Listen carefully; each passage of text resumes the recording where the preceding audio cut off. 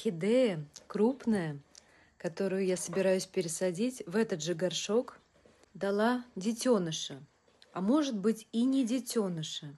Такой маленький росточек, совсем микроскопический, по форме, однако, листиками не напоминает орхидею. И у меня есть мысль его отсадить в отдельный горшок.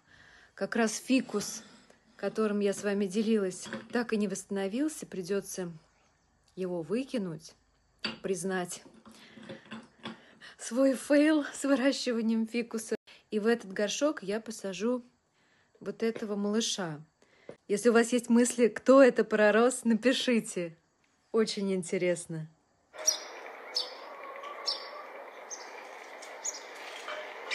И малыша посадила. Сверху положила чуть-чуть коры, потому что он так привык. Ведь с орхидеей рос. И орхидею завертикалила.